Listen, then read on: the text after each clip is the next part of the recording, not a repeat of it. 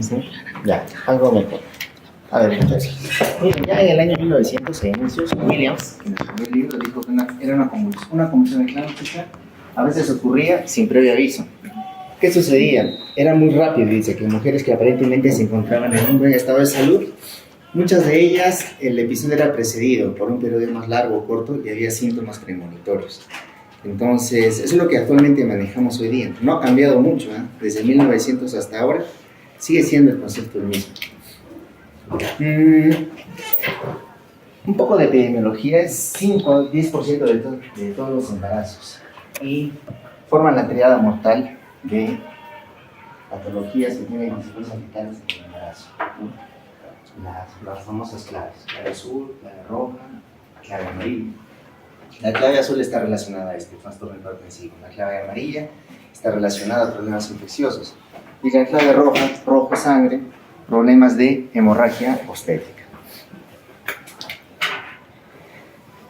Tenemos como 4 tipos de trastornos hipertensivos del embarazo. En el Williams van a encontrar ustedes 5, pero el Williams hay que tomarlo de la mano con la ACOG. La ACOG es la Sociedad Americana de Ginecobstetricia.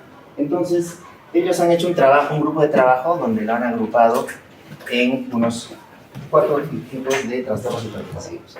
Entonces, ¿qué tenemos? Tenemos hipertensión gestacional, preeclampsia sensible en severidad, preeclampsia posible en severidad y la hipertensión crónica con preeclampsia sobreagregada. Entonces, ¿qué vamos a hacer nosotros?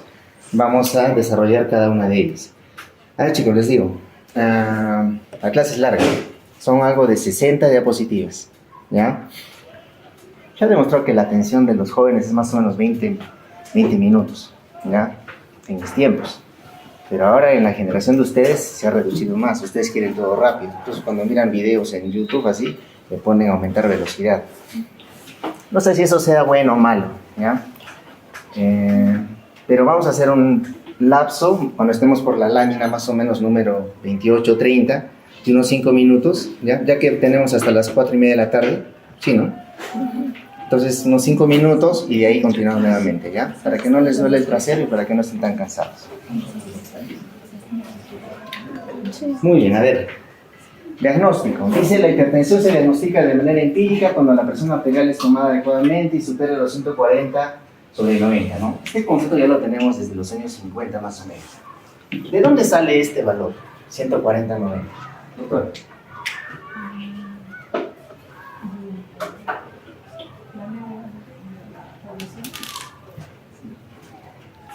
¿Usted, doctor? ¿De dónde?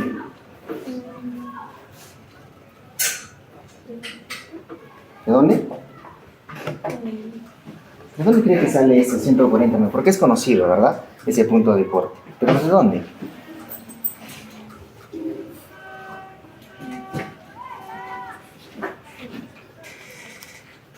Jorge, no ha venido. Está en camino. Siempre está en camino. A ver, ayuda. ¿De dónde? Cana, ¿qué dices? A Nicole, ¿qué dices?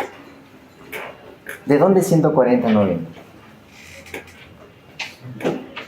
Ala, ¿tú? Nada, no sabes, no tienes. Sí. ¿Nada? Más o menos he visto que con 140/90 ya hay daño de órgano blanco con ese nivel de presión arterial. Entonces, ¿cuáles son los órganos que se dañan más fácilmente con problemas de la perfusión? Cerebro, corazón y azúcar, ¿no? Principalmente. Entonces, es por eso que se pone ese punto de corte, ¿ya? Para trastornos hipertensivos. ¿Tendrán por casualidad plumón para pizarra acrílica? A ver, alguien que me pueda prestar. No olvido de traer eso.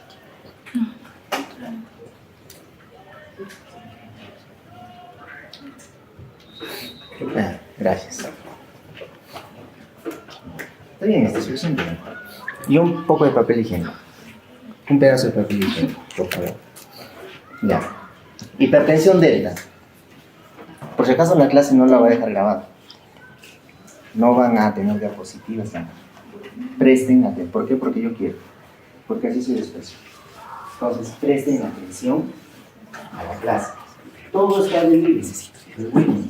A mi grupo les he pasado el Williams. ¿De dónde he sacado esto? Compártalo con sus compañeros. Fernando, ¿quién es Fernando? Mucho gusto. Le pasan a Fernando y Fernando que se los pase a todos, ¿ya? Y ahí van a estudiar. Por eso era importante que vengan a clase, porque yo les voy a dar los puntos claves de qué es lo que tienen que estudiar. Porque créanme que van a ver el libro y se les va a hacer un mundo, y no van a leer. ¿Ok? Bueno. En el libro también habla del concepto de hipertensión delta. ¿Qué es lo que ha pasado acá? Según esta gráfica, dice que tenemos acá los niveles de presión arterial y las semanas de embarazo. ¿Ok? Tenemos los percentiles, percentil 0, percentil 95. Como bien saben, todo lo que se acerca al percentil 50 está dentro de lo normal. Este grupo, que está en color rojo, que es las pacientes del grupo B, más o menos han llegado a un percentil 75. Y ese percentil 75, lo voy a poner, percentil 75 más o menos ha llegado a una presión de menor a 140 sobre 90. Podríamos decir que normales, normotenses. Y hay otro grupo de pacientes que no ha tenido esta elevación de presión arterial elevada, han tenido valores de presión arterial normal. ¿Qué más podemos ver acá en esta gráfica? Tenemos todo el embarazo acá, todo lo que dura. Entonces, hola Jorge. Entonces vemos que acá, más o menos en el segundo trimestre del embarazo y un poco a inicios del tercer trimestre, la presión se mantiene baja. Acá sube un poquito, luego baja y acá sube considerablemente a partir del inicio del tercer trimestre. ¿Se acuerdan que habíamos hablado de lo que era hipertensión gestacional? Acá no. Esto me va a borrar. Tengo todavía, ¿no? Igual está cochino. Sí. No. Se puede mover atrás y otro quizás. ¿Modelizo? Sí. Igual está. Ya, pues. Muchas fronteras, ¿sí? Ya. Pero no hay mucho lo que voy a decir.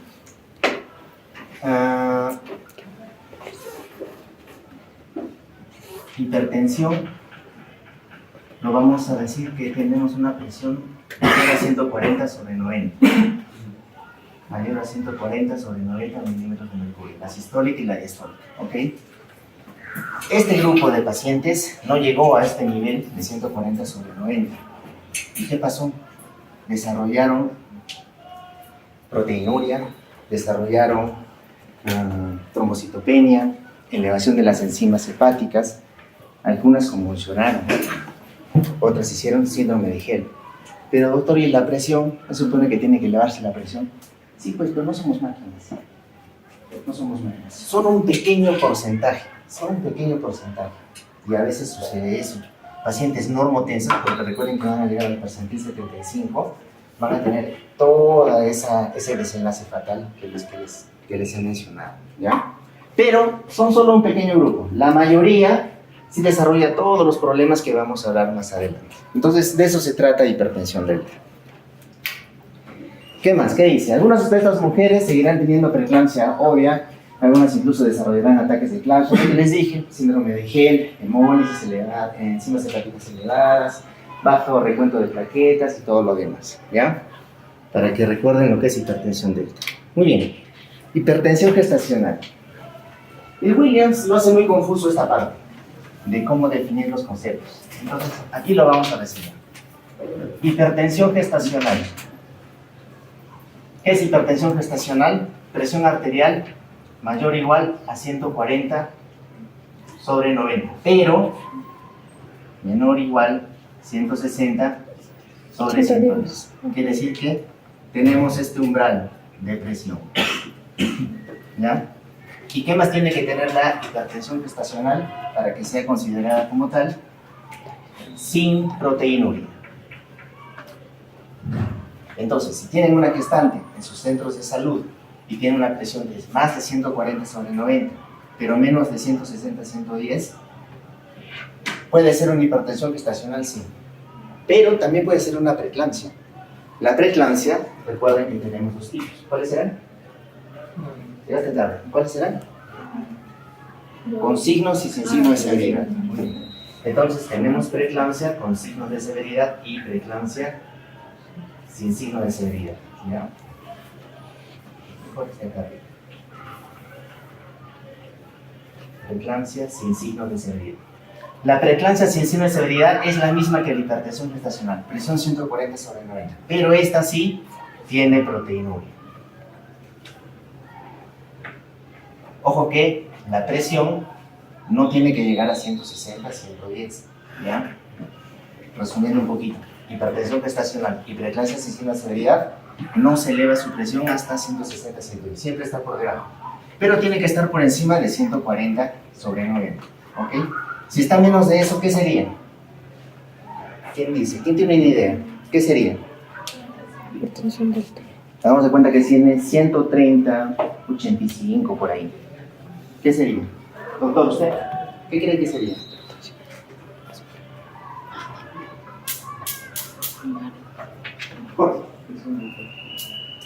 Sí, una presión alta, ¿no? Algo sospechoso, se está insinuando, algo está pasando con esta paciente. Entonces mejor la monitorizo un poco más, porque sus basales no son esos, entonces se está elevando, ¿ok? Pero basta que llegue a 140/90, puede ser hipertensión gestacional si no tiene proteinuria, pero si tiene proteinuria, preeclampsia sin signo de severidad. Muy bien, entonces todavía no vamos a desarrollar la preeclampsia con signo de severidad, porque eso es más adelante. Entonces, para que vean lo que es hipertensión gestacional. Quedó claro, ¿no? La hipertensión gestacional. Presión, nada más, sin proteinuria. En resumen es eso. Preeclampsia, le llaman que es síndrome. ¿Por qué? Porque va a atacar bastantes órganos. No solamente es la elevación de la presión con proteinuria, sino van a ver que, dado que hay una cascada inflamatoria, va a afectar muchos órganos. Muchos de ellos son letales. Dice que la evidencia de compromiso multiorgánico puede incluir trombocitopenia, disfunción renal, necrosis. Eso lo vamos a desarrollar ahora. Aquí está. Preeclampsia. Entonces, tenemos preeclampsia sin signo de severidad. ¿Qué era preeclampsia sin signo de severidad? A ver. Usted, doctora. Aquí está. Fuerte. La presión arterial elevada mayor de 140 sin llegar a 160. Ya. ¿Con o sin? No. Hipertensión gestacional, ¿qué es? Sin proteinuria. Y si tuviera proteinuria, preeclampsia sin signos de severidad. Nada más. Y ahora entramos a lo que nos compete desarrollar más, la preeclampsia con signo de severidad. Para que ustedes puedan saber de preeclampsia con signo de severidad, tienen que tener, se podría decir, 3 parámetros. Acá no puedo escribir, acá no. Tienen que tener 3 parámetros. Clínicos,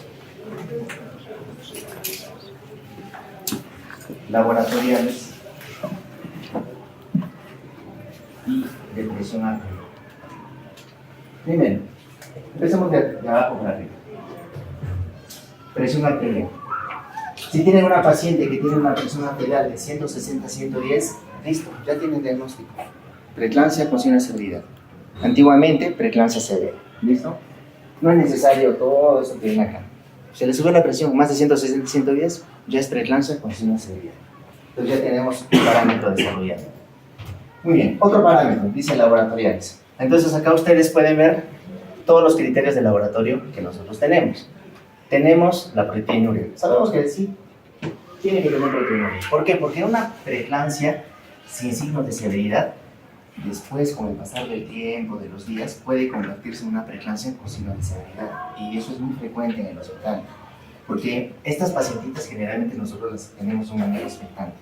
Pero a veces va pasando el tiempo y se nos van complicando. Tal vez no se les eleva la presión, pero sí laboratorialmente ya empieza a haber problemas. En el laboratorio, ¿qué es lo que nosotros vamos a evaluar? La presencia de plaquetas, vamos a ver cómo está su creatinina, vamos a ver cómo están las enzimas hepáticas. ¿Ya? Eso es lo que es laboratorio, nada más. ¿Qué vamos a evaluar? Vamos a poner acá, laboratorio, plaquetas, creatinina, enzimas hepáticas, TGO o TGT. O alanina transaminasa o glutamato transaminasa, como quieran llamarlo.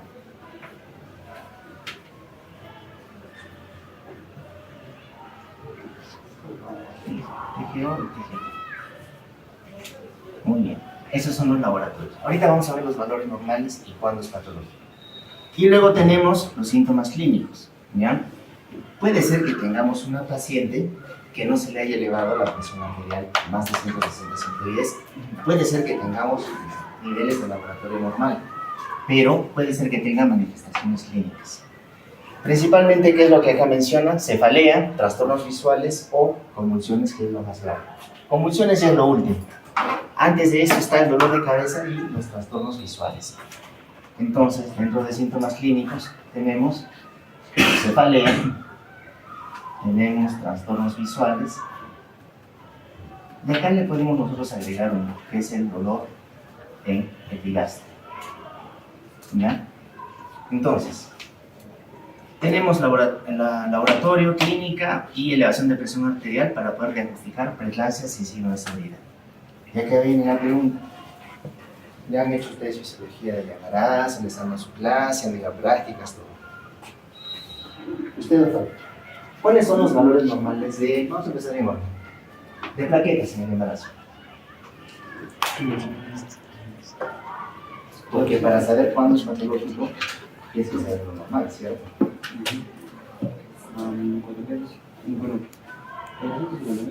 Está hablando de una mujer que no está embarazada.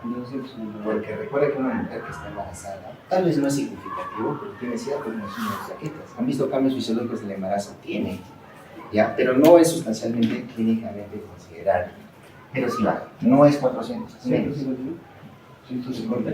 Ajá, más o menos por ahí, 150.000 por ahí, pero no tanto, ¿ya? Siempre hay un leve consumo por la fisiología. ¿Cuándo es patológico?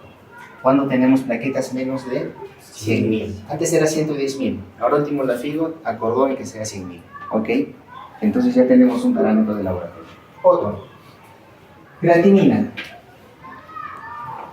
A ver, ¿quién ha venido tarde? No, Fernando. Valores normales de creatinina en el embarazo.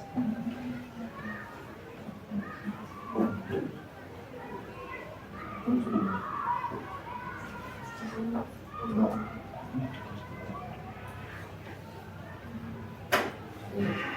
Darla.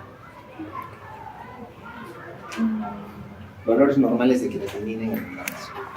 O sea, tú vas a ver la historia clínica, chequeas su creatinina, vas a ver si está normal o no. Doctor, ¿usted? 0.9. Sí, muy bien. 0.8 a 0.9 es lo normal. ¿Cuándo es patológico creatinina? Para preeclampsia, más de 1.1. ¿Ok? De ahí tienen otro parámetro. Sigamos. Transaminasas, TGO y TGP. ¿Cuánto es lo normal de TGO y TGP en el embarazo?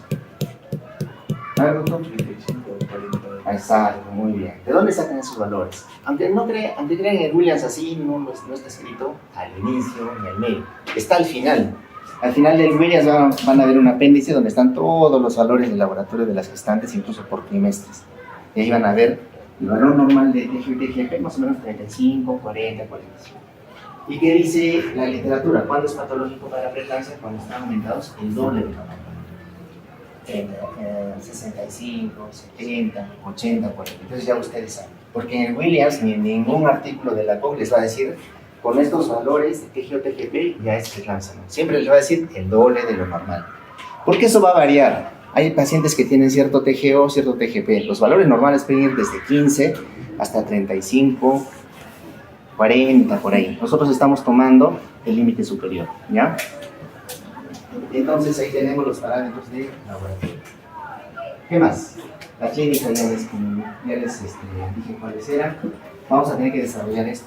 ¿Por qué se da eso? Claro, es fácil, ¿no?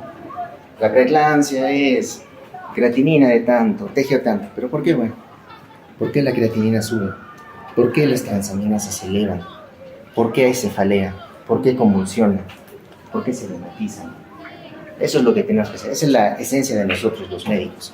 No solo aprender de memoria. Muy bien. ¿Criterios de severidad? No es necesario que sepan todo eso. Con que me hayan entendido lo de allá, es suficiente. La otra clasificación era preeclampsia sobreañadida a una hipertensión crónica. O al revés, ¿no? Hipertensión crónica con preeclampsia sobreagregada. Acá más bien es un poquito engorroso diagnosticar. Incluso en el hospital muchos colegas, tanto en el INSS y en salud, tenemos problemas para poder diagnosticar si una gestante en verdad es hipertensa y se le ha agregado una preeclampsia o viceversa. De repente es su primer debut y está con preeclampsia. ¿Por qué pensamos así? Porque muchas veces, lamentablemente nuestra población es un poco descuidada. No todas llevan sus controles prenatales.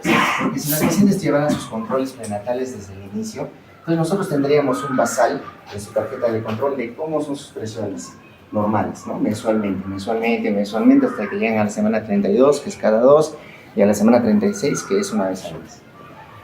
Ese es lo esperado, pero lo real no es eso. Entonces, ahí se nos plantea un problema, sobre todo cuando tenemos pacientes que son hipertensas crónicas. Entonces, esas pacientes hipertensas crónicas hay que saber diagnosticarlo bien. Si solo tomamos como parámetro la presión arterial, no van a poder determinar si una paciente es hipertensa crónica con presión arterial sobreagregada. ¿Por qué? Por esto. En el segundo trimestre del embarazo y el inicio del tercero, la presión baja. ¿Qué significa? Si tienen una paciente hipertensa crónica, se va a embarazar, no tiene controles y la presión va a caer. Pero cuando empiece el tercer trimestre, la presión arterial real de esta paciente hipertensa crónica se va a manifestar.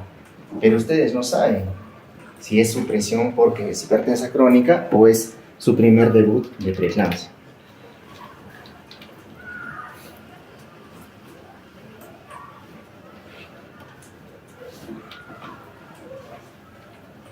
Entonces, ¿qué dice? Si la hipertensión inicial de reciente aparición o que se acompaña de una proteinuria de comienzo reciente u otros hallazgos enumerados en el cuadro 41, diagnosticamos preeclampsia sobreagregada. ¿Cuáles son los parámetros del cuadro 1? Son todos estos, los criterios de severidad. Y la proteinuria, por acá está. Proteinuria. Normalmente estas pacientes con hipertensión crónica no tienen proteinuria. Por ahí de repente en sus prácticas van a escuchar, no, le hago un examen de fondo de ojo para ver la papila. No, señor. Puede ser que esta sea una hipertensa crónica, pero de repente el daño que tienes con no vas a encontrar nada en el fondo. ¿Ok? Pero sí que tengas proteinuria y que tengas alguno de los parámetros de severidad allá, plaquetas, enzimas, creatinina. Factores de riesgo. ¿Cuáles son las mujeres que tienen más factor de riesgo a que desarrollen preeclampsia? Pues acá tienen los 13 tipos ya de factores de riesgo para preeclampsia. ¿Se lo tienen que saber de memoria? No. Con que sepan solo 5, yo estoy más que contento. El primerito de estos, ¿cuál es? Acá, perdón. Hipertensas crónicas. ¿Ya? Ese es el primero. Hipertensas crónicas. Segundo, que haya tenido una preeclampsia previa. ¿Ya? Ese es un riesgo relativo combinado no ajustado. ¿Qué es eso? ¿Se acuerdan de estadística algo? Riesgo relativo combinado ajustado es cuando tú expones a un paciente, ¿ya? Y quieres ver el efecto que tiene, si ha desarrollado enfermedad o no. Entonces este grupo de pacientes se han expuesto a este riesgo y acá se ve si han desarrollado enfermedad o no, ¿ya? En primer lugar, como le dije, hipertensas crónicas. En segundo lugar, que haya tenido preeclampsias previas. Luego vienen las pacientes con diabetes, las pacientes con índice de masa corporal mayor a 30, luego las pacientes diabéticas. Aunque no crean, este y este comparten una fisiopatología en común. ¿Se acuerdan que les dije al inicio que la preeclampsia estaba denominada como un síndrome? Porque era prácticamente un proceso inflamatorio, sistémico. Y sí, pues, los obesos, aunque digan, ay, qué bonito, gordito, no, tienen un proceso inflamatorio crónico, la verdad es esa. Hay que ser realistas, no están sanos. Diabéticos, todos sabemos también que están expuestos a un proceso inflamatorio crónico. Eso hace que tengan riesgo de que padezcan de preeclampsia más adelante. Muy bien.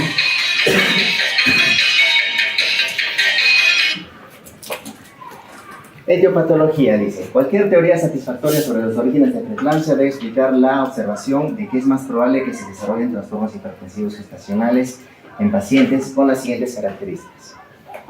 Se postulan muchas cosas, ¿no? ¿Cuál es la causa de la preeclampsia? No se sabe realmente. No se sabe.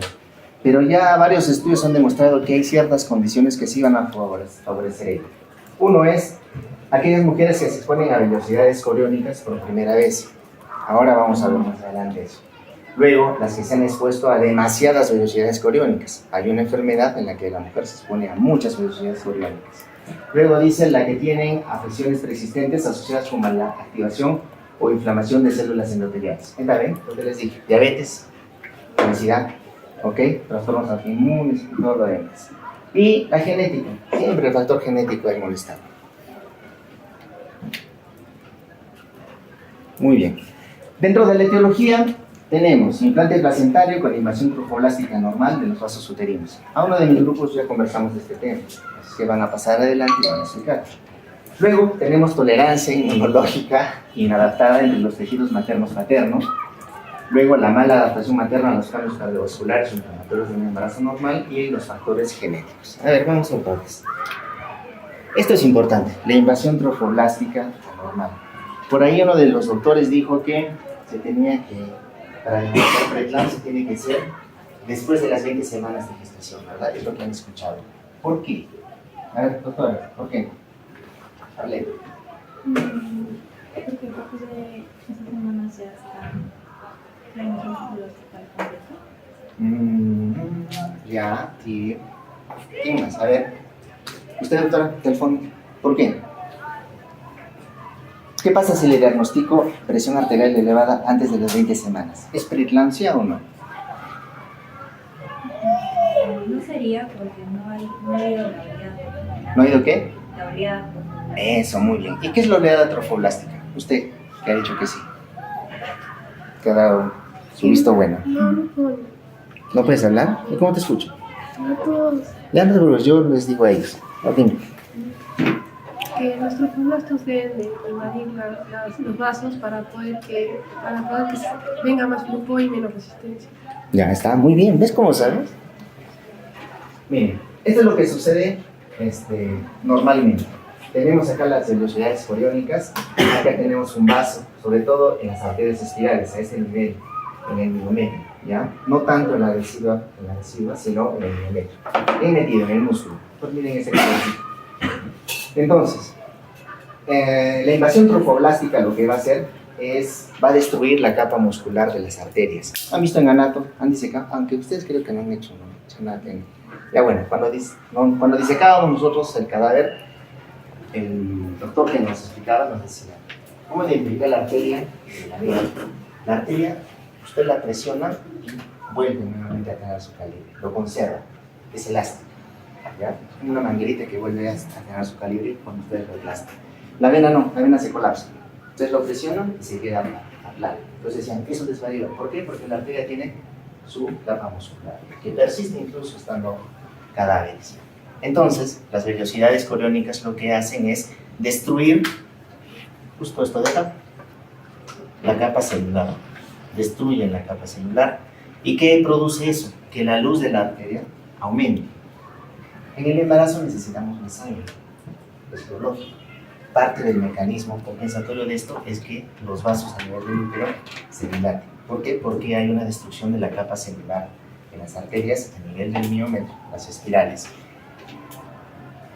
Y cuando se da una invasión trofoblástica anormal, imparcial, le dicen unos, miren qué sucede. No invade completamente las células del trofoblasto, o a veces, como este es a nivel de la decidua y este es a nivel del músculo, del miometrio, solamente las células del trofoblasto llegan hasta acá, en la decidua, pero no llegan a esta parte del miometrio. ¿En qué se traduce eso? Que persiste la capa muscular. Al persistir la capa muscular, la luz del vaso se hace más estrecho. Entonces hay una hipoperfusión. Entonces esos vasos van a mantener todavía sus capacidades contráctiles. Y eso es bueno. ¿Para quién? Para la preeclampsia sí, porque se va a desarrollar, pero para la paciente no.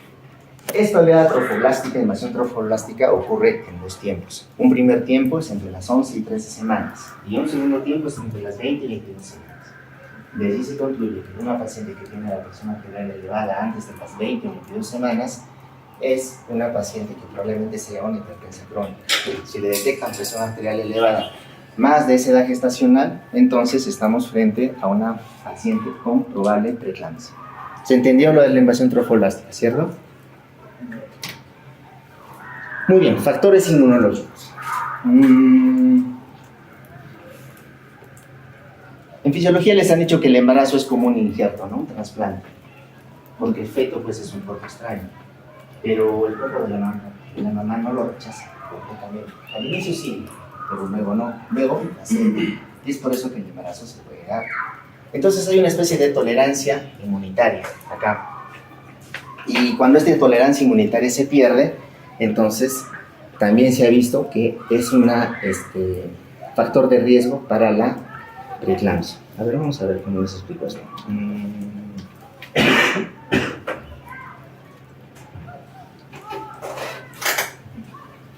En este no es. Tú, hagamos de cuenta que ya te casaste, tienes tu esposo, entonces quedas embarazada de él, ¿ya? La carga antigénica masculina de tu esposo va a estar en las vellosidades coriales. ¿Listo? Entonces tu embarazo va a avanzar, vas a empezar a tener más vellosidades coriales, ¿ok? Entonces, como tienes más vellosidades coriales, tienes más antígeno de tu pareja expuesta a ti. Como es extraño, ¿qué va a hacer tu sistema? Lo va a atacar, pero luego ocurre una tolerancia y no lo ataca y se desarrolla normal tu embarazo. ¿Ya? Eso no se da acá. No se da acá. No se sabe por qué mecanismos no se da la tolerancia inmunológica. Es por eso que si revisan la tabla de factores de riesgo, ¿dónde están? Miren las nulíparas.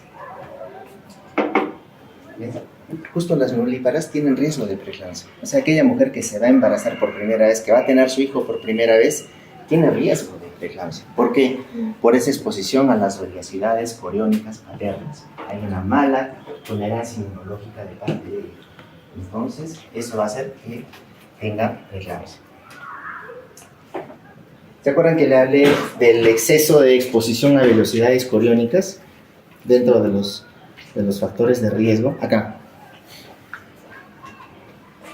Justo en esta patología como la mona, el embarazo gemelar o embarazo doble, entonces hay más velocidades coriónicas, hay más carga antigénica.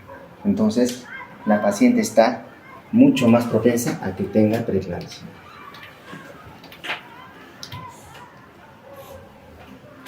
Aquí habla de los TGLPER1, TGLPER2, del antígeno leucocital humano. Es para que se aburran, ¿ya? No es importante eso. Activación de células en red. Esto sí es importante. De todas la fisiopatología de la preeclampsia, esta es la más importante para mí, porque esto nos va a determinar tanto el pronóstico de la paciente como, se podría decir, la severidad que va a tener la paciente cuando tenga preeclampsia. ¿Qué dice? Dice que se cree que los cambios inflamatorios son una continuación de las alteraciones de la etapa 1, en respuesta a la isquemia y otras causas incitantes. Se liberan factores placentarios y se inicia una cascada de eventos. Por tanto, se considera que los factores antiangiogénicos y metabólicos y otros mediadores de leucocitos inflamatorios provocan una lesión sistémica de las células endoteliales, que se usa aquí como sinónimo de activación o disfunción de las células endoteliales. Aquí se ha visto que intervienen factores como las interleucinas, ya el tromboxano 2 también. Recuerden que les hablé que era un proceso inflamatorio esto de la preeclampsia y actúa a este nivel de las células endoteliales. Entre célula endotelial y célula endotelial, al haber esta inflamación, se va a agregar fibrina, se agregan plaquetas, incluso al agregarse plaquetas, allí se forma como una especie de placa ateromatosa y eso va a hacer que haya un consumo de plaquetas anormal. Si la paciente gestante ya tenía un consumo de plaquetas fisiológico, con este problema, el consumo de plaquetas se da a nivel de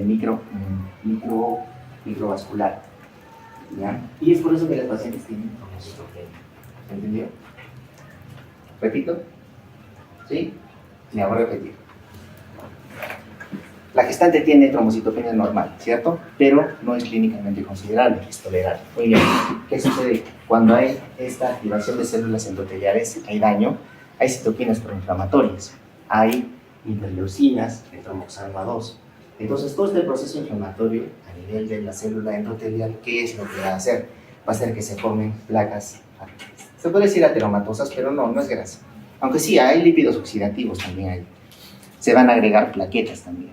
Y todo esto va a ser un proceso inflamatorio dentro del intravascular. Entonces, ¿eso qué es lo que va a suceder? Al agregarse varias plaquetas, va a haber un consumo de plaquetas. Y ese consumo es lo que se va a traducir en una trombocitopenia. ¿Ya?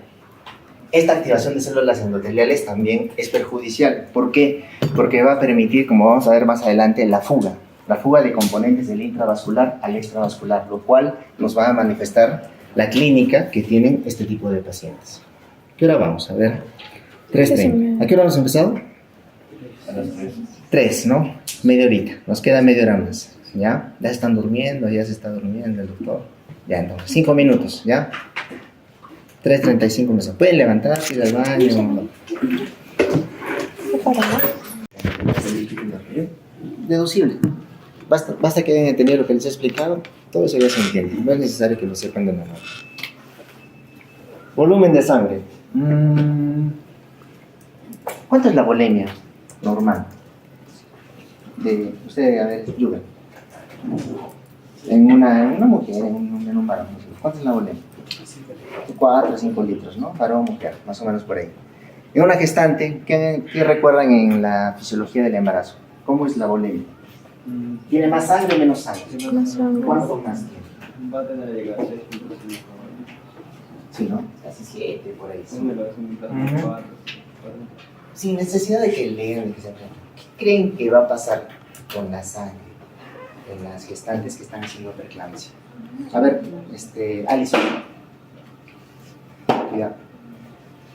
¿Qué crees que va a pasar? Si se ha entendido lo que les he explicado, ¿qué creen que va a pasar con la sangre en una paciente que esté con preeclampsia? Si han visto el daño que tiene a nivel intraangiopático. Recordemos, ¿tiene más o menos sangre una gestante normal? Más sangre, ¿no? La volemia está aumentada. ¿Por qué? Porque tiene que perfundir más a nivel del útero por el embarazo. Pero si tiene daño a nivel del endotelio, ¿ustedes creen que ese endotelio es fuerte? Como lo era antes del daño inflamatorio, no. Al ser débil, va a empezar a escapar. Se escapa el agua. Sale del intravascular al extravascular. Es por eso que ustedes, cuando vean pacientes con preeclampsias, con signos de severidad, una de las cosas que esta paciente les va a decir en su centro de salud: doctora, ayer estaba bien y hoy día he amanecido con las piernas hinchadas. ¿Es normal que los miembros inferiores se hinchen en el embarazo? Doctor, ¿usted qué dice? ¿Es normal? Sí. Sí, ¿no? Es cierto. Por la resistencia vascular, por aumento de volumen, pero no es normal que se den demasiado, que se hinchen demasiado. Entonces, eso es lo que a la paciente le va a extrañar. Y es repentino, de un día para el otro. ¿Por qué? Porque la sangre se está perdiendo. Del intravascular está saliendo al extravascular. Y en vez de aprenderse esto de memoria, entonces ustedes ya saben que la paciente con preeclampsia va a tener concentración de sangre, un volumen sanguíneo menor que una paciente normal. Trombocitopenia. Ya hablamos, dijimos los valores normales, dijimos la causa. Hemólisis. Todo otra vez, volvemos al daño endotelial. Este daño endotelial hace que se agregue fibrina, que se liberen factores inflamatorios, que consuma plaquetas, y eso también produce hemólisis, ¿ya? Y se puede decir en la serie roja, los glóbulos rojos también van a escapar a través de los espacios que tienen endotelio y endotelio, y eso va a producir hemólisis. Eso es una hemólisis microangiopática, ¿ya? ¿Y cómo podríamos detectar hemólisis? ¿Creo que está ahí? Ahí está, con la DHL. ¿Qué es la DHL? Recordemos, bioquímica. Acá, Doc, usted. ¿Qué es la DHL? Es una enzima, ¿verdad? Una enzima que está en varios tipos de células, ¿cierto? No es factor mnemónico de los glóbulos rojos, ¿cierto? Muy bien. Pero están los glóbulos rojos. Cuando hay una destrucción de los glóbulos rojos, entonces se da la hemólisis, y esto se caracteriza por una DHL elevada. Esto sí les voy a preguntar. ¿Cuándo es patológico en preeclampsia? DHL, cuando tiene un valor de más de 600. Menos de eso podríamos considerarlo todavía normal. Más de 600 ya estamos hablando de un consumo de glóbulos rojos, una hemólisis, producto de la activación endotelial. Alteraciones endocrinas y hormonales, un datito, como dicen, para que sepan. El péptido natriurético auricular se va a liberar durante el estiramiento de las fibras miocárdicas a nivel de la aurícula. En las gestantes está elevado, sí, pero en las perclánticas está mucho más elevado. ¿Tiene importancia? No, pero para saber, sepan nomás. No les voy a preguntar eso tampoco, no es tan importante. Alteraciones de líquidos y electrolitos. Ya sabemos qué pasa con el líquido, ¿cierto? ¿Qué creen que pase con los electrolitos? Sodio, potasio, calcio. ¿Qué creen? ¿Habrá alguna alteración?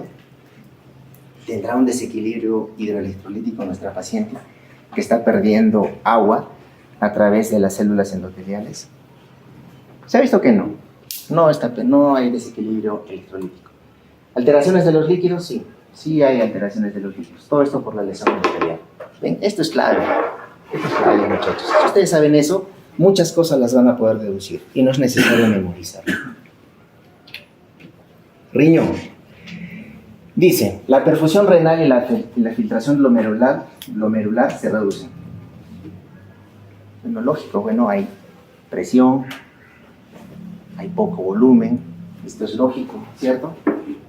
¿Se entiende? Niveles mucho menores que los valores normales pregestacionales son infrecuentes como consecuencia de alguna enfermedad grave. Es muy raro que una paciente tenga alguna nefropatía aislada gestando. Generalmente son puntitos, muy aislados. La mayor parte de la disminución de la filtración glomerular se debe a una mayor resistencia arteriolar renal aferente que se puede elevar hasta 5 veces. Okay. Cambios morfológicos dice que se caracterizan por la endoteliosis glomerular. Otra vez endotelio.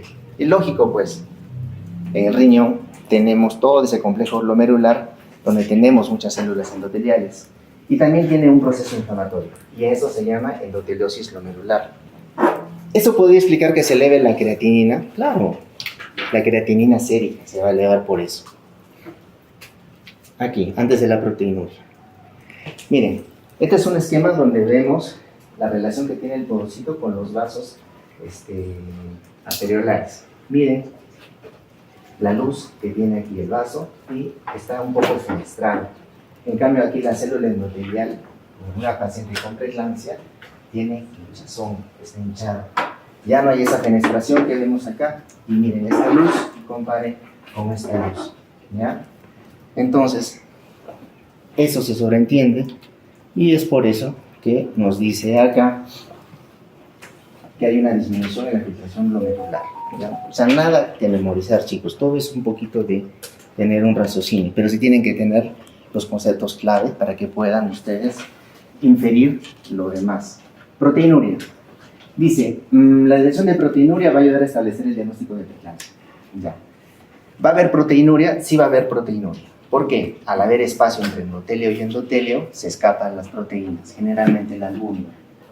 ¿Qué significa eso? Que la presión oncótica va a disminuir. Muy bien. ¿Y dónde va a ir esta proteinuria generalmente? A nivel del riñón, en la orina. Se debe excretar en la orina. Recuerden que para diagnosticar preeclampsia tenemos que tener proteinuria. Muy bien, entonces vamos a ver cómo diagnosticamos proteinuria. Son 3 formas de diagnosticar proteinuria. La primera es la proteinuria en 24 horas. La segunda es la relación en orina, proteína, creatinina. Y la tercera es una tira reactiva, una prueba cualitativa, que lo cuantificamos en cruces. Valores normales de proteinuria en 24 horas es de 300 miligramos por decilitro. El índice de proteína creatinina es 0,3. ¿De dónde 0,3? De acá, pues, amigo. 0,3, sencillo. 300, 0,3. Y la tira reactiva, en el Williams dice una cruz, pero la Cox ya ha dicho que tiene que ser 2 cruces. ¿Ya? Ahora, esas tiras reactivas son baratas. Y muchos laboratorios, muchos visitadores médicos lo regalan, no sé. Si por ahí les pica la sospecha, podrían hacer un trabajo prospectivo, pequeñito, ¿no? En su centro de salud, y les hacen una cuantificación de proteína en orina a tus gestantes. Lógicamente, pues si estás en un centro de salud pues muy alejado de tu población, es de 100, no te va a servir de mucho. Pero si estás en un centro de salud que tienes varios puestos de salud a tu cargo, entonces sí podrías hacer un pequeño estudio. Y lo pones a la incidencia, cuánto te salió y listo. Todo lo que tengan ustedes que investigar, háganlo. Porque el Perú no investiga. Todos los datos que nosotros tenemos es del extranjero. Quiere decir que si ustedes investigan, así sea una soncera, los van a aprobar. Porque el Perú no investiga. Así es que no tengan miedo. Pero tampoco no exageren, ¿ya? Ok. Entonces tenemos 3 formas de identificar la proteína. Ya hemos visto ese esquema. El hígado. ¿Se acuerdan que de las manifestaciones clínicas les hablé de dolor en epigastrio, o dolor un poquito en el hipocondrio derecho? ¿Por qué? A ver, Yuri. ¿Por qué dolería? Doc, usted, ¿qué nos dice? Sí, sí. ¿Por qué una gestante con preeclampsia se le elevó la presión? Tiene todo este problema que hemos visto a nivel vascular. El hígado. ¿Qué tiene que ver el hígado? Sí, habría una isquemia sistémica que estaría también lo que es el hígado. Algo va por ahí. De lo que es sistémico, eso se está ahí. Ya, a ver, tú, ¿qué hice? ¿Por qué? Por reflexión inflamatoria, ¿no? Tibio, pero un poquito más profundo. Porque, ¿qué pasa pues en el hígado? Sabemos que hay inflamación en todo. ¿Pero qué pasa en el hígado? Cambia. ¿Menos oxígeno? No. Se distiende. ¿Pero por qué? Ahí está, ya, muy bien. ¿Por qué? ¿Por qué se distiende la cápsula de gliso? Es lógico, porque el hígado llega más o menos hipocondrio derecho y su lóbulo izquierdo llega hasta el epigastrio, cerca del plexo solar. Lógicamente, si se distiende, va a producir dolor, ¿no? La paciente dice, tengo dolor tipo ejema, oriente, algo así. ¿Pero por qué se distiende la cápsula de gliso? ¿Qué pasa? Pero más profundo, la inflamación, ¿pero qué? Exactamente qué. No, un poquito más allá va. ¿Qué pasa ahí? Se inflama el hígado. No tanto se inflama. El hígado tiene bastante sangre, ¿no? Tiene bastante flujo sanguíneo. Muy bien. Al tener bastante flujo sanguíneo y haber todo este problema de inflamación, va a haber necrosis hepatocelular. Esa necrosis hepatocelular, ¿qué va a hacer? Que se eleven las transaminasas. Pues ya saben por qué se eleva la TGV de AGP. Por eso les dije, todo tiene un significado, nada es de memoria. Entonces ustedes saben que en el hígado hay necrosis hepatocelular, ahí tienen la respuesta por qué se elevan las transaminasas. Muy bien, pero ¿qué más? Esa necrosis va a llevar, asociado a ese proceso inflamatorio, a que haya microhemorragias, ¿ya? En el hígado. Y estas microhemorragias también se van a focalizar y puede ser que haya una hemorragia subcapsular a nivel del hígado. Entonces, aquí tenemos una gráfica. Mira, acá tenemos un corte donde vemos el hígado y miren esta zona donde está el parénquima, ¿no? Pero acá vemos que hay hemorragia subcapsular, ¿ya? Nunca he visto, pero dice la literatura, y sí sé colegas que me han comentado también, que han visto lo que es la rotura hepática. ¿Y por qué se da la rotura hepática?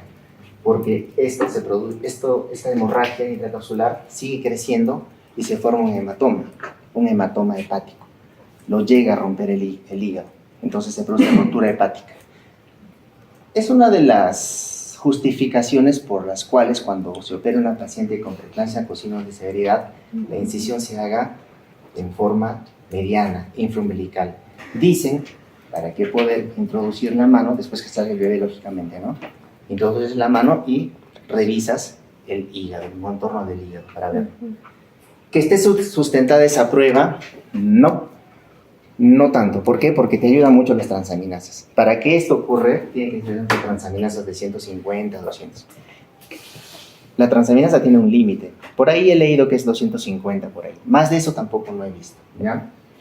Entonces, la presencia de esta hemorragia subcapsular puede avanzar hacia un hematoma hepático. Puede avanzar y produce rotura hepática. Letal para pacientes sin letal. Es letal.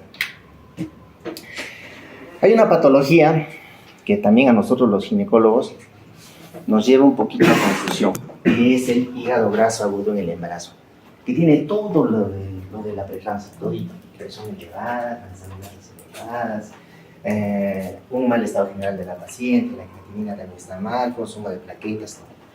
Y la paciente incluso acaba en UCI. Este es más grave y la paciente acaba en UCI. ¿Por qué? porque tiene una disfunción hepática muy severa. Y eso es lo que hace el diagnóstico definitivo, ¿ya? Eso sí es importante que sepan, porque es uno de los diagnósticos diferenciales de la preeclampsia con signo de severidad. ¿Qué otras manifestaciones clínicas? ¿Se acuerdan que había cefalea, trastornos visuales?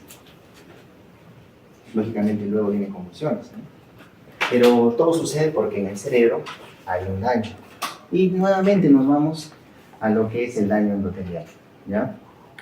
Se ha visto que hay pequeñas, en este corte, pequeñas microhemorragias a nivel subcortical y a nivel cortical.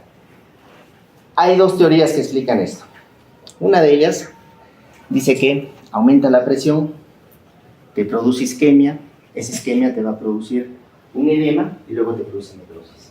Otra teoría que dice que el cerebro tiene un sistema de autorregulación muscular, entonces va a haber áreas de vasodilatación y áreas de vasoconstricción.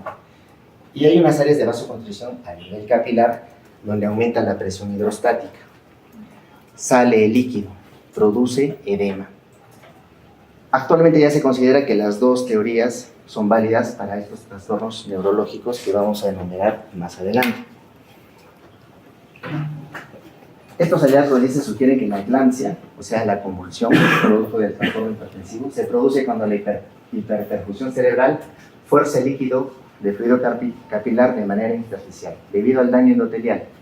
Nuevamente, daño endotelial. Todo parte a partir de eso. Y esta fuga conduce a un edema perivascular característico del síndrome de preeclampsia. ¿Qué manifestaciones neurológicas vamos a tener? La principal que nosotros tenemos son la cefalea y los escotomas, dolor de cabeza de la paciente. La COG dice que las mujeres gestantes siempre son propensas, sin estar embarazadas les duele la cabeza, estando embarazadas también les duele más la cabeza, es una cefalea tensional. La COG dice que para poder diferenciar una cefalea de origen vascular de una cefalea tensional, mejor dicho, de origen hipertensivo, de una cefalea tensional, hay que administrar paracetamol, 1 gramo vía oral. Y evalúas en unos 15 a 20 minutos cómo va la paciente. Si persiste el dolor de cabeza, pese a que le das 1 gramo de paracetamol, lo más seguro es que sí, sea una presión elevada, mejor dicho, una cefalea debida a la presión elevada. Si mejora, es una cefalea tensional. Y en la emergencia no se toman la molestia de hacer eso. Toda cefalea ya la están hospitalizando. A veces se hospitalizan por gusto.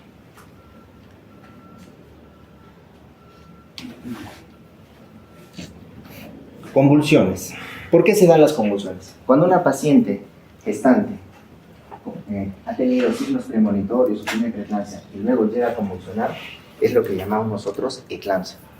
Por eso la enfermedad se llama preeclampsia, antes de la eclampsia, antes de la convulsión. ¿Okay? La convulsión es el desenlace, se podría decir, de todo este proceso patológico del cual hemos hablado. Hay liberación excesiva de neurotransmisores, glutamato, despolarización masiva de las neuronas, y esta despolarización hace que haya unos potenciales de acción en ráfaga y la paciente empieza a convulsionar. Perfusión útero-placentaria. ¿No lo grabó?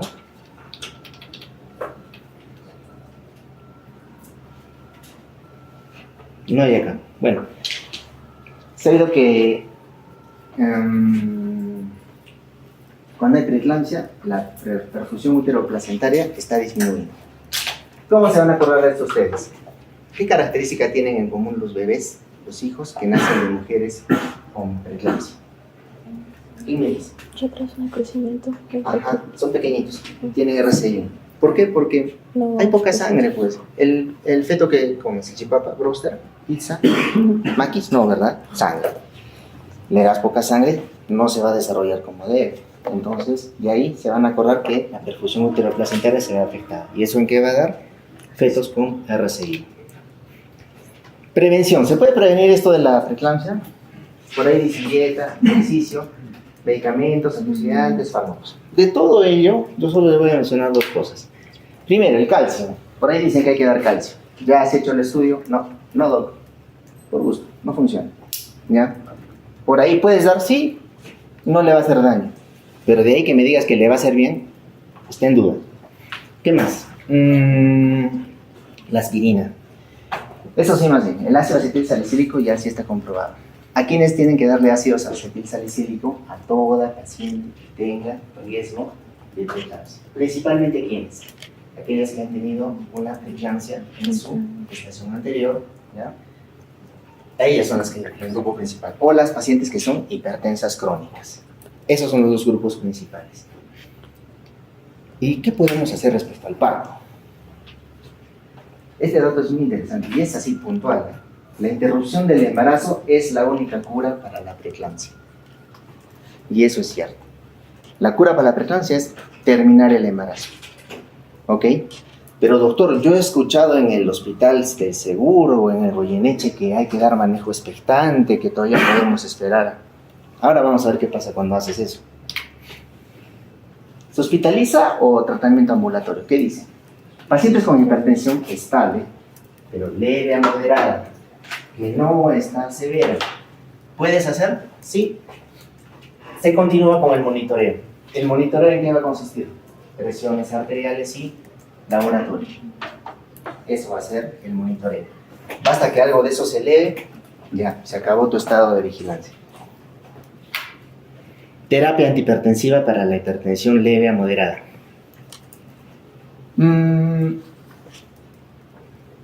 Dice que el tratamiento farmacológico para la preeclampsia leve ha sido decepcionante.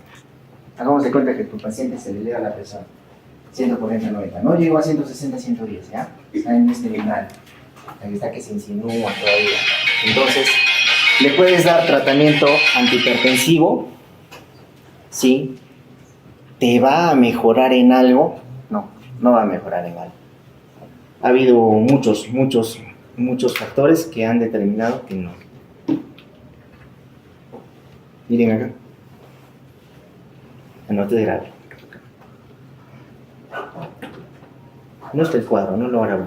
Bueno, era un cuadro en 48 donde comparaban varios estudios. Se dio tratamiento antihipertensivo a pacientes con preeclampsia sin signo de severidad o pacientes con hipertensión gestacional, pensando que le iba a hacer bien al bebé, bien a la mamá, y no.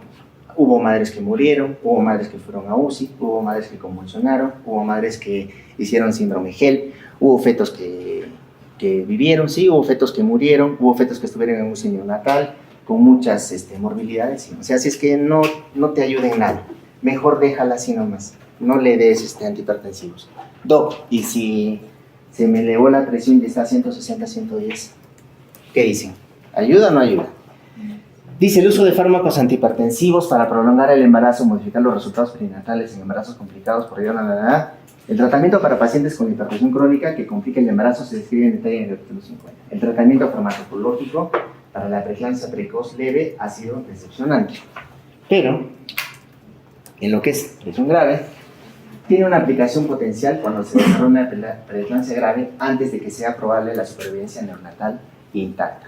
O sea, hay un punto de corte acá con el bebé. Si tu bebito tiene menos de 23 semanas, termina el embarazo. Si tu paciente ha tenido ya tiene preeclampsia con signo de severidad y tiene 23 semanas, termina el embarazo. Que recuerda, ¿no? El parto es la cura para la preeclampsia. Termina el embarazo. Ese bebé tiene muy poca expectativa de vida. ¿Y qué vas a conseguir con eso? Salvar la vida de la mamá. Se podrá embarazar después. De repente tiene 2 hijos. Entonces, termina el embarazo.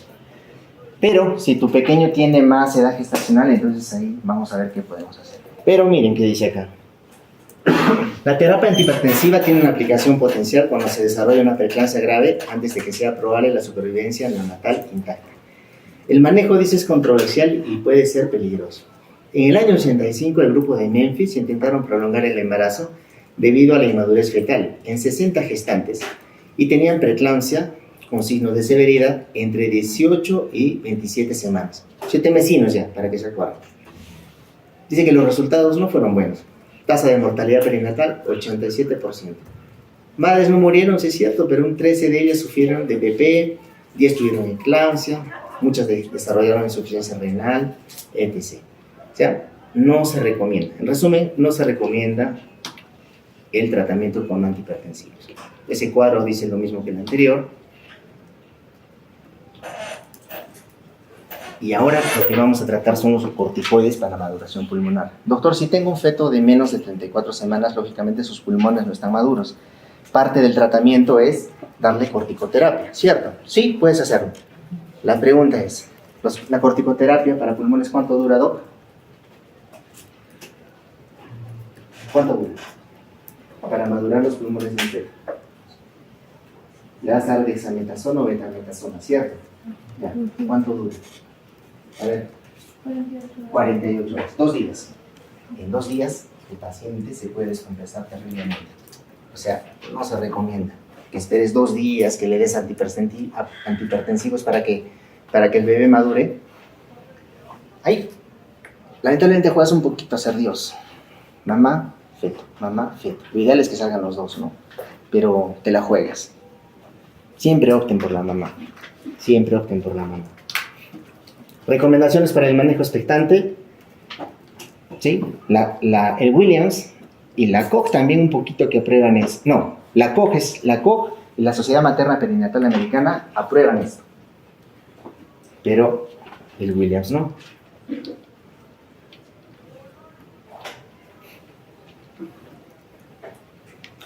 Otra cosa que van a escuchar seguro en otros hospitales. Corticoides para gel. Dexametasona, endovenoso, para mejorar la plaquetopenia. También, ya se demostró, no sirve, por gusto. Todas estas cosas son cosas que antes se usaban, pero ya ustedes saben que estamos en la época de la medicina basada en evidencia. Todo lo que el doctor te dice, el doctor viejito te dice que yo, en mi experiencia, en mis años que he visto es nivel 5, nivel E, así es que no pasa nada. Eclampsia. Ya vamos a terminar, muchachos. Muy bien, finalizamos con la convulsión. Convulsionó la paciente, caracterizada por convulsiones tónico-clónicas generalizadas. Esto no es bueno. ¿Por qué? La paciente te convulsiona, miren qué pasa con los latidos del bebé. Acá convulsiona. Terminó la convulsión, subió. Si desde ya en un trastorno hipertensivo del embarazo, una preeclampsia, la perfusión uteroplacentaria está disminuida, a eso agréguenle una eclampsia, este bebé va a tener daño neuronal, se le va a faltar oxígeno. Por eso hay que evitar las convulsiones. ¿Con qué? Sulfato de magnesio, SO4-AMG, vía parenteral. Hay que administrarlo en infusión continua, hay que darle una dosis de ataque y después una dosis de mantenimiento.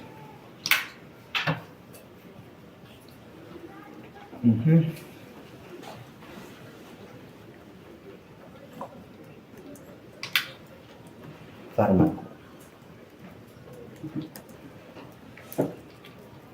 No está la dosis. ¿Cuál es la diferencia entre el veneno y la medicina? La dosis. No está. Acá lo escribo. En el papel.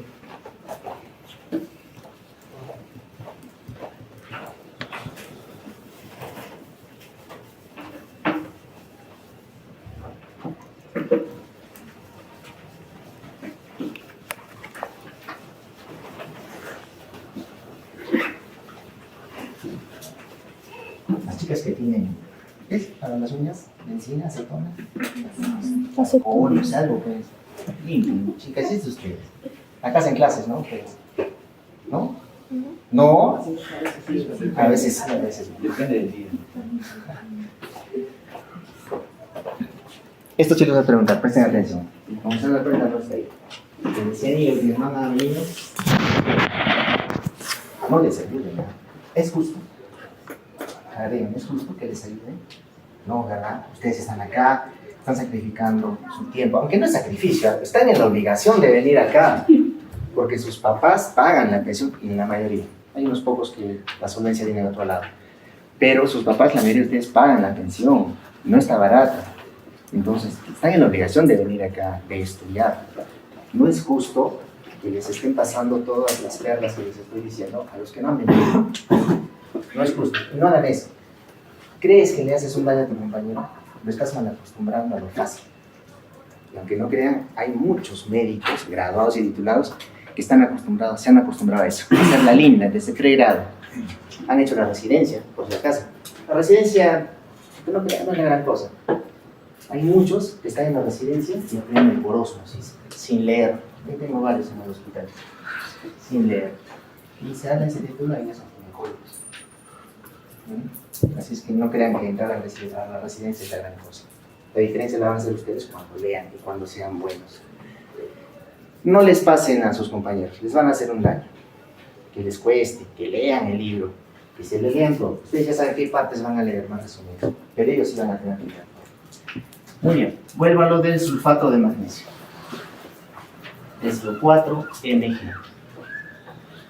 Tenemos la dosis terapéutica. La dosis terapéutica va de 4 a 7 miliequivalentes por litro. ¿No?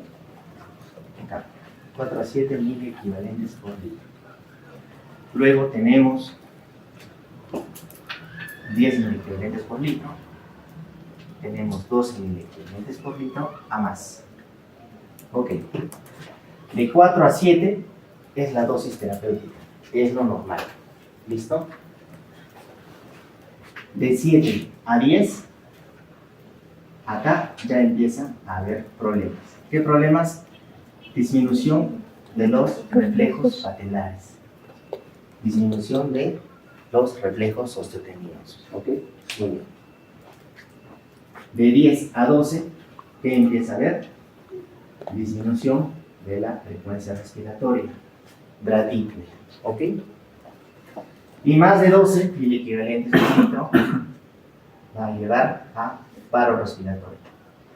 O a veces a paro cardíaco también. Muy bien. Esas son las dosis entonces. Dosis normal de 4 a 7 miliequivalentes. Pregunta de examen. ¿Con cuánta concentración de sulfato de magnesio la paciente va a tener disminución de reflejos patelares? A, B, C, D, que ustedes saben. Lo que está por encima de 7 y debajo de 10, ese es el rango. Frecuencia respiratoria de 10 a 12 y mayor a esto, paro respiratorio. ¿Ok? Sencillo, no es difícil, ¿no? ¿Y el antídoto? ¿Qué hacemos si se nos está pasando la dosis? ¿Ah? Gluconato de calcio. 1 gramo endovenoso, lo carga en una jeringa de 20 y le pone lento a la paciente. ¿Ya? Entonces con eso van a tener su administración de sulfato de magnesio.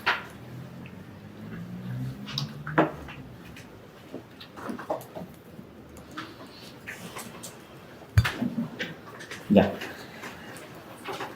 No sé si han hecho prácticas, de repente han pasado visita en algunos hospitales, incluso en el mío. Toda paciente con preeclampsia o que la han operado, está por superar la preeclampsia de inseguridad, sonda. ¿Por qué? ¿Qué te va a hacer la sonda?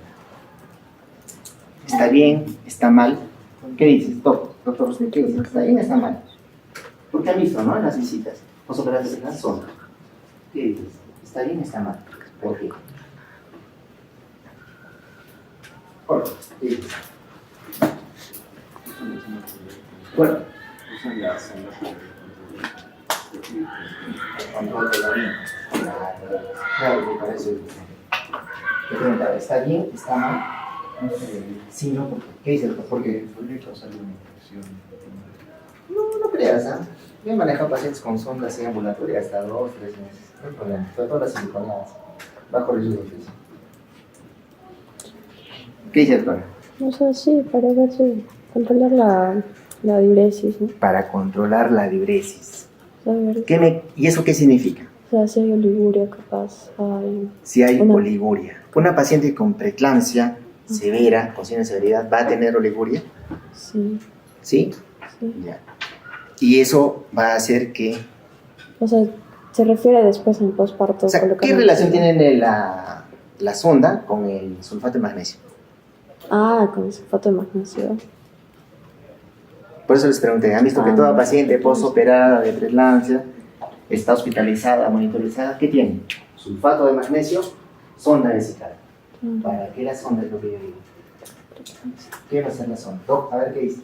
Para evitar que se acumule, para controlar si se acumula el medicamento. Ya, tiene lógica, ¿no? Porque el sulfato de magnesio se excreta por vía renal. Pero la sonda no te va a controlar. ¿Sí? Te estás intoxicando. Si tu paciente se está intoxicando con sulfato de magnesio, porque el daño está a nivel glomerular. De sí, esa paciente ya tiene una baja perfusión a nivel del riñón. ¿Pero qué sucede? Solo cuando el daño glomerular es considerable, recién ahí tú puedes pensar que te estás intoxicando con sulfato de magnesio. Pero si no lo está, entonces no hay ningún problema. Si a tu paciente orina muy poco, quiere decir que le falta volumen, pero no significa que su riñón esté mal, ¿se entiende?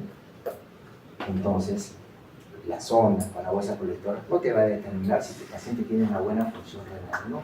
Simplemente vas a controlar volumen. ¿Qué te va a ayudar a controlar la función renal? Muy bien, la creatinina. Eso es lo que tienen que ver ustedes. Si su paciente tiene niveles de creatinina elevados, después de la cesárea incluso, 1.1, 1.2, ahí sí tienen que estar atentos a la intoxicación por sulfato de magnesio. Pero si no los tienen, entonces tranquilos. El sulfato de magnesio se va a excretar. Así le den poco líquido, así le den mucho líquido. No tiene nada que ver eso. ¿Se entendió? Otros efectos, neuroprotectores, anticonvulsivantes. Esto es importante. En el útero, las concentraciones altas de magnesio en el suero deprimen la contractibilidad miometrial. ¿Qué significa eso? Y sí, ¿no? Sí he visto yo también. Hay muchas pacientes que son operadas de preeclampsia y en el postoperatorio o en el posparto, se les suelta el útero, atonía uterina. Y por ahí han escuchado, ¿no? ¿Por qué? Porque hay una dosis de sulfato de magnesio. Es porque a la paciente se le está dando sulfato de magnesio. Por eso. Sí, pero no todas. ¿Quiénes? Dice las que van a tener una dosis de al menos de 8 a 10 miliequivalentes, ellas sí van a tener inhibición de la contractibilidad uterina. Entonces depende mucho de las dosis de magnesio. Entonces, si nos ubicamos de 8 a 10, quiere decir que estamos acá, en este umbral. Entonces aquí puede ser que haya atonía, porque disminuye la contractibilidad uterina. Y si estamos de 8 a 10, estamos por encima de la dosis terapéutica. Significa que si se te ha soltado el útero de tu paciente que has operado de preeclampsia, es porque se te ha pasado la mano con el sulfato de magnesio. No es porque sea la causa del sulfato de magnesio en sí, sino porque la dosis se te estaba pasando la mano.